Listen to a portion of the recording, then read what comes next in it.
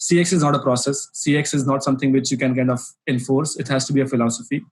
It has to be both top down and bottom up as well. So, from bottom up, your sales force can tell you about, how your customers are feeling, and the customer and the guys at the top should be kind of enforcing that, you have to be more customer centric and like bring it in the DNA of the company, so to say. Hello, everybody, and welcome to a whole new episode of Engati CX. I'm your host, Rahul, and today we've got somebody special. We've got a consumer insights expert with us on the show today. So let's all welcome none other than Siddharth Sankhe to our interview series. And before that, let's just begin with a quick introduction of Engati. Engati is the world's leading multilingual no-code chatbot platform, available across 14 channels with 30,000 bots created across 186 countries in every domain and use case. Engati has also been recognized as a top platform by Inc.com, TechWorld, CIO, and many others. We run the Engati blog, the video channel, and the Engati CX podcast, of course, receiving upwards of 300,000 visitors annually. And now for our guest.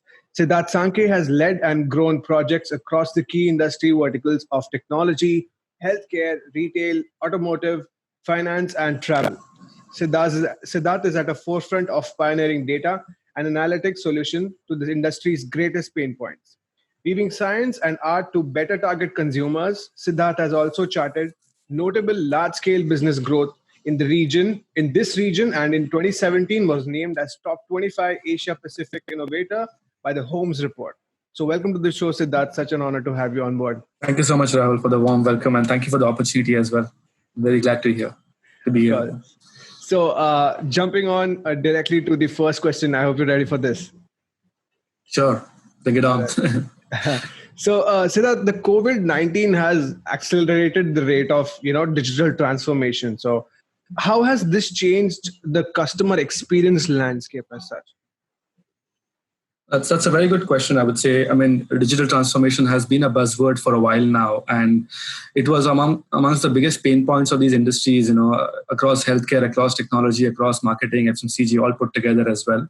And there was a meme which was floating on LinkedIn. I don't know if you had a chance to see it, but what your CTOs or CIOs could not do in the last 10 years, COVID did it in 2 months. So obviously, digital transformation is here to stay, and it's sort of in the right time frame as well that we have it right now. Because in the world of contactless, in the world of social distancing, I think it makes sense for us to be more digitally savvy, and the companies also to be more and more transforming their legacy process, so to say. Right. Mm-hmm. So in terms of CX, I think it's a very good question. I'm a very big CX evangelist, as you know. I mean, my role also revolves around brand and CX insights, so to say.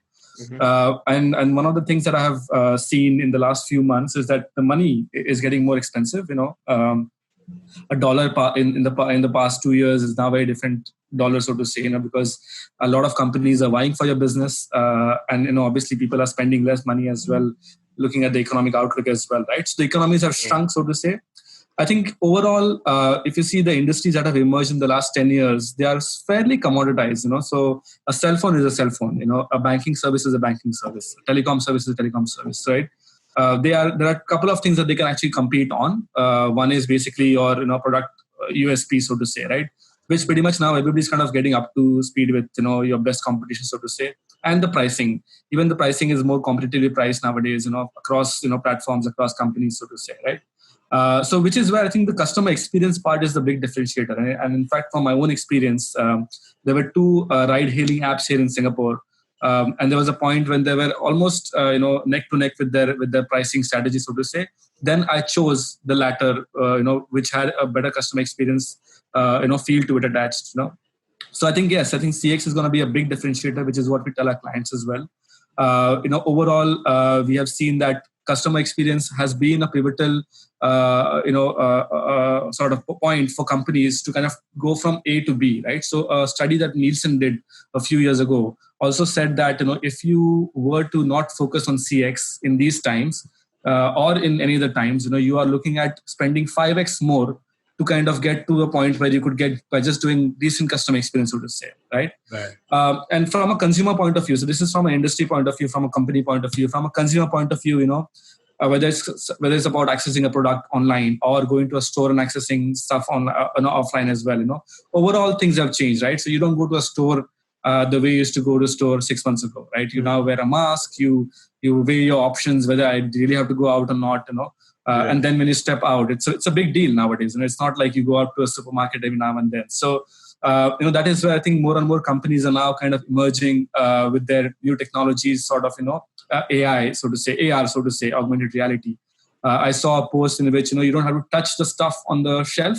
Just open a camera, just scan through the camera stuff, and see what the product is. Google Glass was dead years ago, but I think it's not dead for as a technology, so to say, right? So from that point of view as well, offline shopping experiences will be different, and even from an online point of view as well, right? So the same principles apply for online as well, so to say.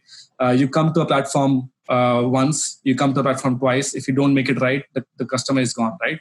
So which is why I think for us as well, when we go to a platform, we want things to be, perfect, so to say, because in this day and age, we have so much information to consume, right? There's so much of, WhatsApp messages, so much of ads on Facebook, Instagram, and whatnot, right? So, but when we kind of choose a platform to go into and buy something, it has to be right. If it loses a chance to kind of, enthrall us, it's gone, so to say, right? So I think that's where the whole digital transformation is changing the CX space, so to say. Another thing I wanted to talk to you about was that, in about 10 years ago, Google Play Store had 3,000 apps, and now there are 3 million apps, right? So the kind of apps that we have, but the time that we have in general, so 24 hours is what you and I have together, right? We can't go through all the apps, so to say. So which is why I think for brands as well, to create a good customer experience online or offline, because once the customer comes and he leaves, the chances of him coming back doing the whole merry-go-round with the competition is very, very, very bleak, so to say. So yeah, I think that's where the CX is moving, so to say. It's a very exciting space right now, because it's a very good merger of CX coming back to the limelight, at the same time having a digital angle to it, which was not present so far, so to say. Absolutely. I think the businesses have realized this, that especially post pandemic, that the whole thing has shifted to more customer centric approaches towards things. And I think businesses also measure success on the basis of how customers are actually responding to their services. And which brings me to my next question. We are trying to kind of understand exactly what is customer data analytics and what are its key elements as to how businesses look at it. Right. I think you answered the question with your question itself. Customers are now sort of being the center of companies' strategy, so to say. So I think back in the days, I think about a decade ago, it was more of a push economy, in that sense that companies made some products and they wanted to push products to consumers. But now I think overall the strategy has changed. The consumer has taken the place of the king again. It's coming in the center, so to say. And most of these products are now sort of being built around what consumers want, or how they are, or who they are, so to say. Right. So a lot of it sort of depends upon how well do you know your customer. So basically, the KYC format, right? So know your customer. So how do you know your customer? There are quite a few things that you can look into it. So one is that what do they buy? Where do they buy? How do they buy? When do they buy? And where do they buy? Right. So pretty much around. So speaking of buying only or shopping only, there are so many questions that need to be answered in that sense. A lot of it can be answered through customer data analytics, which is what you're talking about, right? A very good example of this is loyalty data, right? So if you're a company like Big Bazaar or a Target, you have so much information about consumers and consumer spending patterns by profile, so to say, that you have that information at your fingertips. So what is it that people are buying at what seasons? What is the rate of buying some goods? Is there a new trend coming up? Are people going to more organic, or people going to more natural? Are people spending more on well-being? Is sugar being less used, and so on and so forth? So those information pretty much are around our fingertips, so to say. There's a very very weird example I would like to mention here, is that there was an article on Forbes about 10 years ago, which said that how did Target find out that a teenage girl is pregnant before her father did? Mm-hmm. So what Target did was basically using customer data analytics, as the backbone. They identified about 36 to 40 items which were bought in a certain sequence, could tell you that the person is buying for a pregnant person, or the person is pregnant himself or herself, right?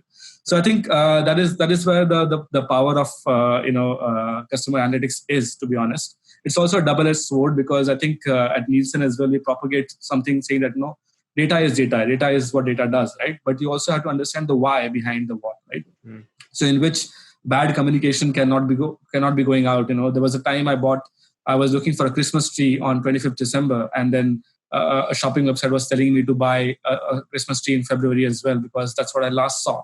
Like, so there's some things that sort of should kind of come out, But all in all, I think the industry is going in the right direction in terms of how they are harnessing customer data, so to say, right? So one is obviously your website data, your own CRM information. Then there are, beyond your own CRM information, there is all market trends data that you can use as well. So are people buying more online? Are people buying more offline? If you see the penetration of Jio in the India market, can tell you that how the online adoption has sort of gone up, so to say. The whole experience of moving from movie theaters to actually having OTT, Netflix and the Hulus and Hotstars of the world. So all of that is sort of, the answers are all around you, so to say. The key elements, I would say, differs from what data you have. So I think depending upon, so if you are a manufacturing company who makes soap, then you will have different information about your customers. At the same time, if you are a Netflix, you'll have a different data, so to say. But I think overall, the elements are not important, but how do you kind of use these elements to kind of drive what you need is important, right? So I think the 3 C's, the customer acquisition, customer retention, and customer growth is what I should answer in whatever shape or form. So at your end, you see what you have, right? So in terms of data, do you have loyalty information? Do you have your sales information? Do you have season information? What do you not have? Try to get that information from outside through engaging with research agencies, with data analytic companies, and kind of try to marry it, and then you have the answer, so to say, right?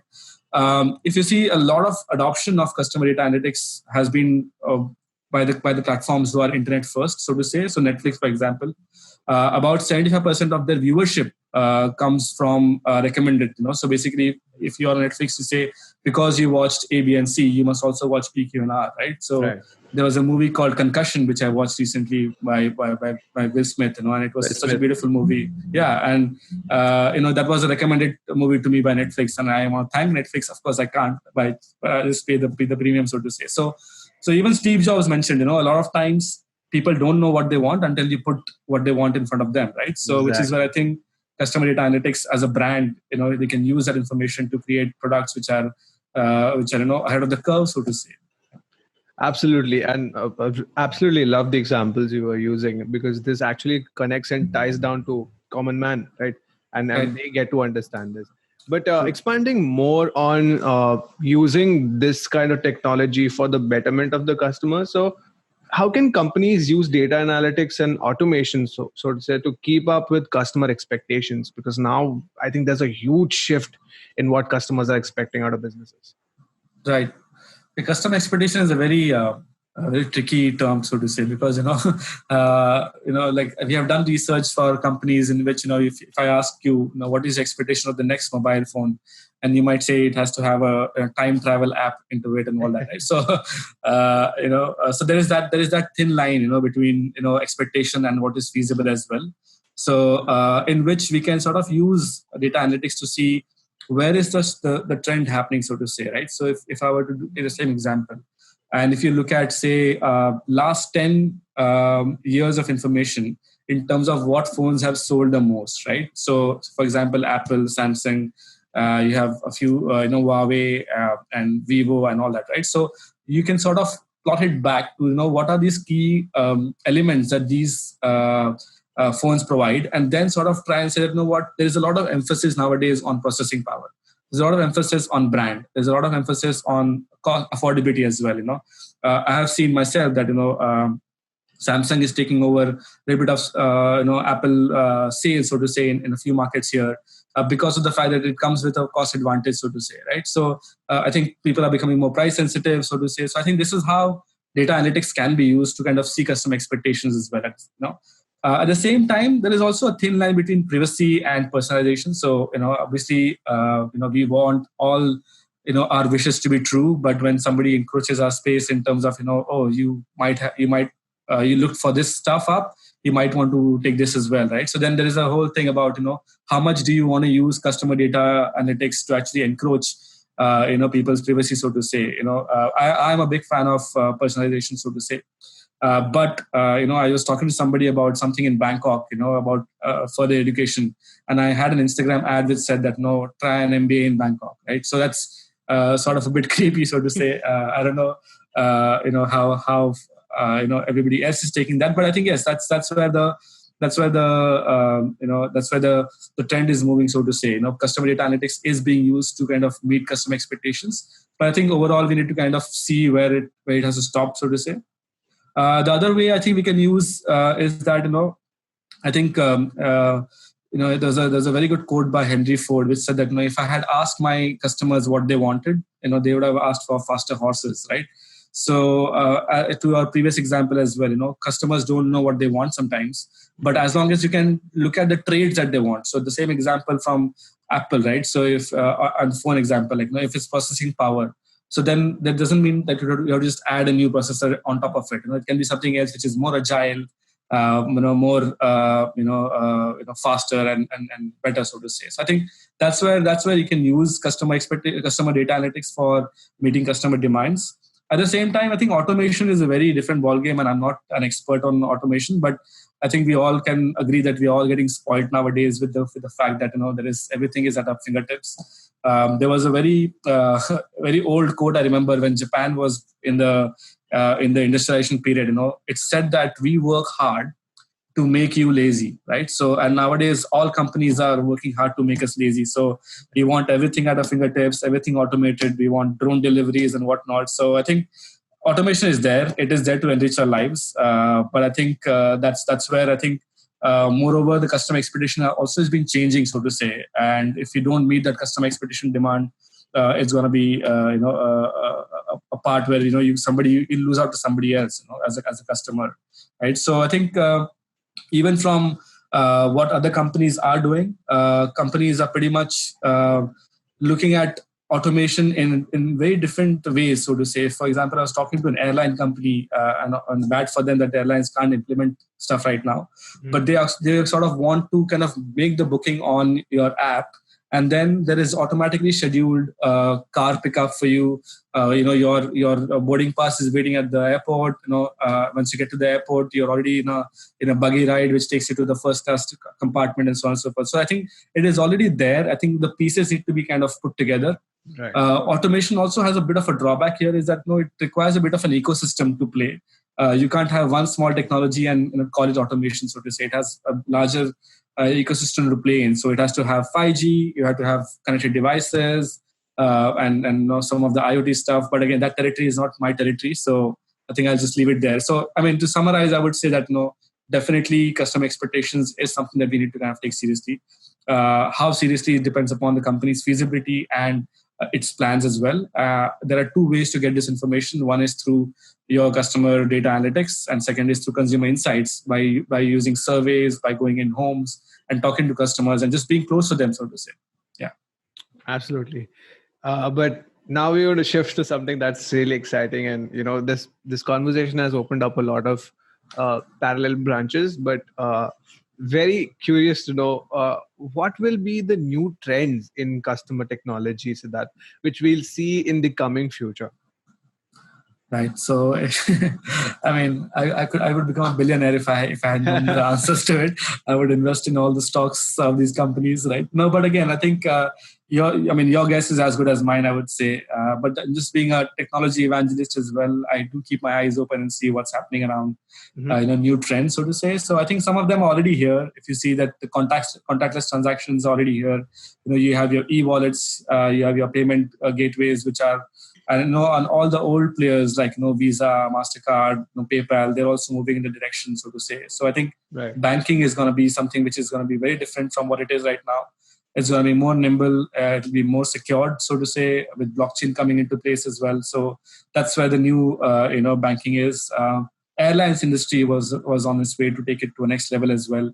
there was the whole piece of collaboration. So, for example, if you're watching Netflix and if you're listening to Spotify, your accounts can be merged with the plain seating arrangement, and you can access and rerun your shows on the entertainment device there as well. So there are those as well that were in the plan, but I don't know what airline sector is going to be in the next 5 years because of the kind of hit that I've taken. I think, moreover, even the homes will change. So right now, a lot of companies out there have said that they'll move about 50 to 80% of the staff to working from home.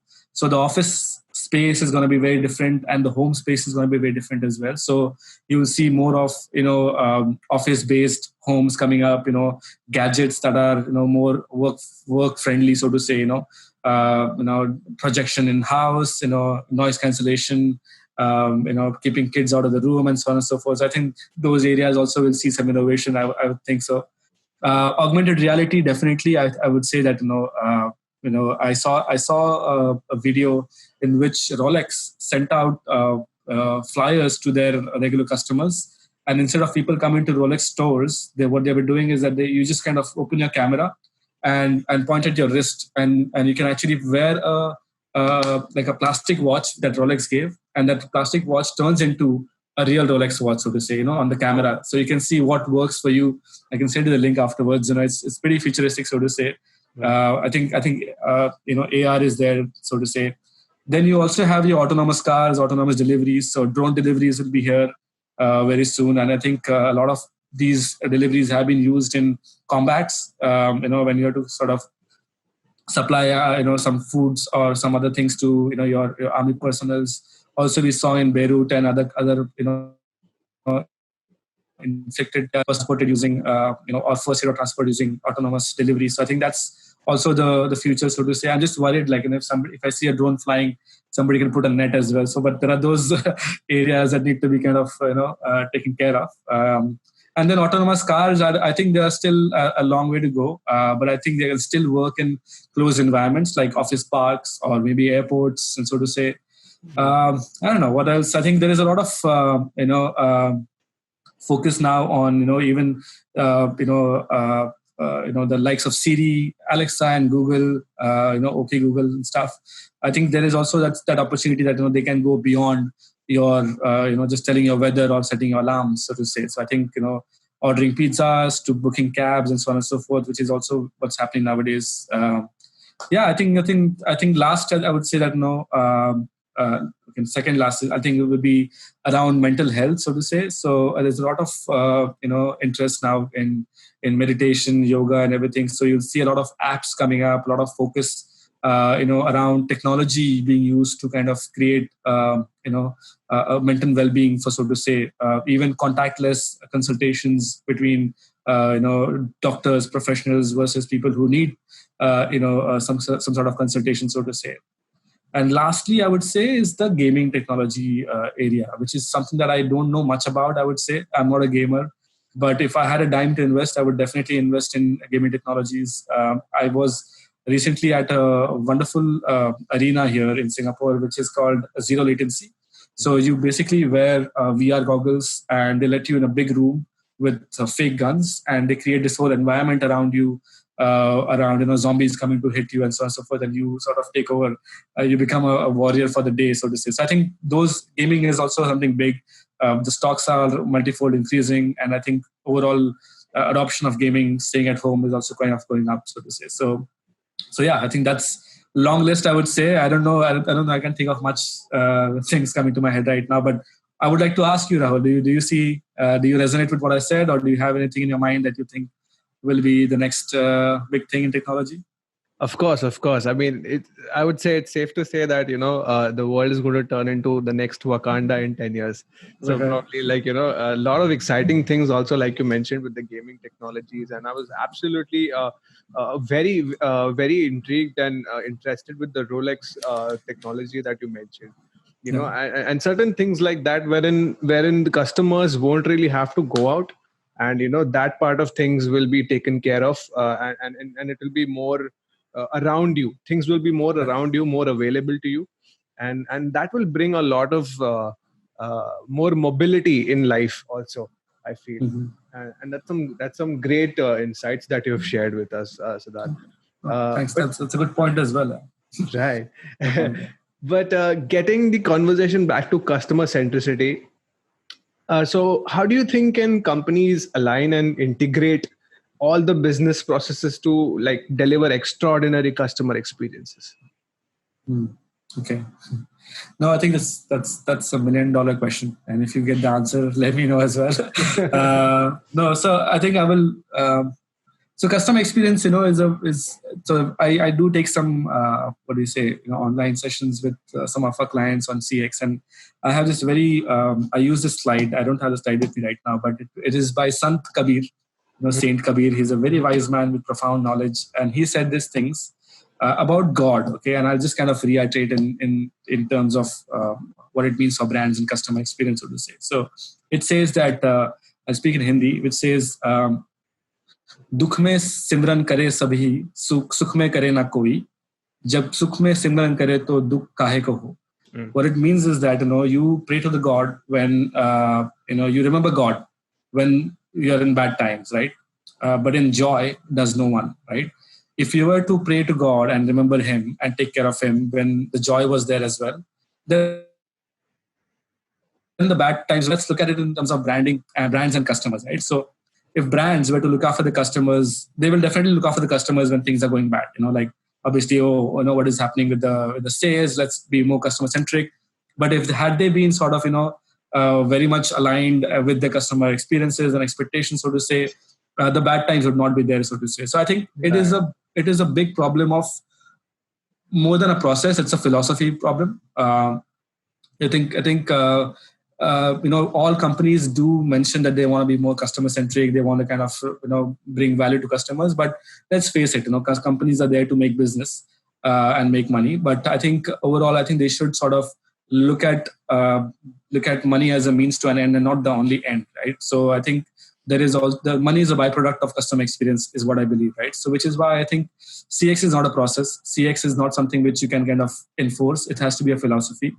It has to be both top down and bottom up as well. So, from bottom up, your sales force can tell you about, how your customers are feeling, and the customer and the guys at the top should be kind of enforcing that, you have to be more customer centric and like bring it in the DNA of the company, so to say. Because unless you bring that, you will not see genuine CX coming and falling through, different departments, so to say. The second big thing I would say is that since this is again my point of view, and there might be differing opinions here, but you always have a CMO, you have a CIO, you have a CEO. I think there should be a CXO as well, a customer experience officer, so to say. I think this person is in charge of nothing but creating KPIs, key performance indicators or key performance metrics across different organizations or different departments. May it be sales, may it be marketing, may it be finance, may it be HR, but all through there has to be one metric which tracks CX, right? So if it's sales, you have to also not just measure sales output, but also are people happy with with your product, so to say. If you're marketing, is your messaging on point with the fact that you are an experience driven organization? If you're in finance, are your vendors also sort of paid well, and your internal customers, which is your your own employees, is there a happiness amongst there as well, and so on and so forth. So I think all over, once we have these key metrics tracked over a period of say 6-8 months, you exactly know what which is where where the cracks are, so to say. Once you start filling those cracks, you basically have a sum of all coming together, which is bigger than the sum of parts. So Leonardo da Vinci mentioned a very nice quote. Trifles don't make perfection. Trifles make perfection, but perfection is small change in processes can create a big enormous impact on the end value of things, but the end value is not a small thing, so to say. So I think that's where my point of view is around CX, so to say. I don't know if it answers your question. It's a very philosophical one, but yeah, I think it is a philosophy. CX needs to be a philosophy more than a process. That's true. And I think I've mentioned this point in a lot of the interviews that I've done, but I can't, stress more on it, that business at the end of the day, yeah, profits, yeah, numbers, but at the core of it, it's people, right? So right. As long as you don't take care of the people, long as you're not assuring that the people are happy with what you do, I think you still kind of have to work on the success part of things. So True. absolutely True. agree with you. And I just want to add the point on that as well. I think so. A lot of companies have sort of brought transformation as their like transforming the business. The transforming business happens successfully only when you first transform the CX part of it, and which is what my exactly. experience is. Right. So a company which is not doing so great on business by giving discounts or just giving or pushing the salespeople, it's not going to happen. Of course, it will make some small dents here and there, but I think what I've seen in the past is that companies that have transformed themselves from a zero to a hero back in the game are the ones who took CX seriously. And as I said, revenues and performance is a byproduct of how you put people in the center, as you mentioned rightly. Absolutely. And I think this is very important. It has kind of started picking up post the pandemic, because obviously like people are saying that they are already troubled, so why not provide them with good service. But it has to be a priority. So we at Engati kind of focus heavily on customer experience. And so anyway we make chatbots. So there is skepticality in terms of accepting them, because obviously it's like a machine talking to you. So we try to make the journey as human as possible by taking the customer's name when they're on the bot, having context of the conversation that they are having. So kind of giving them a human approach and a human, journey towards things. Because at the end, especially in times like this, what we really lack is that human touch and that connection, right? Because everybody's quarantined, everybody's at their home, and at the end of it, if you like just say that, hey, user 9350, you put a wrong request or something like that, and which is not really customer friendly. I think not only on the business part of things, but as a human and as a philosophy only, it is kind of like not aligned with success. Because and even in India or wherever we go, we actually kind of gravitate to people we really think that give us good experiences at local stores also. So Right. why not huge businesses? I mean, that's like a given. Absolutely. Right. Great. Siddharth, this was amazing. The conversation we had great value, so many fresh ideas. Just closing the interview, is there any other thought or a soundbite you'd like to leave our audience with today? Oh, okay. No, this has been good. I mean, thank you, and I hope I add some value to your viewers. And obviously, talking to you as well, it just adds some value to me as well in terms of learnings. I think in terms of CX, in terms of data, one thing I want to just say is that everything is connected, so to say, nowadays. We live in a very connected world. In all aspects, so to say, with organizations, with phones and everything, but also like data, customer experience, revenues, marketing, finance. You do one thing, there's a spillover on another thing as well. So I think don't look at anything in isolation. When you are on your journey to create something great, try to fix small, things at certain at each and every department, so to say, and you see a magnified impact, so to say. I think the other thing I would mention is that a lot of time these brands act as if they don't know the customers so well. I have been an employee for 12 years. I've been a student for 15 years, and I've been a clueless toddler for 5 years. But more than anything, I've been a consumer for 32 years, right? So I think you know yourself best, and basically the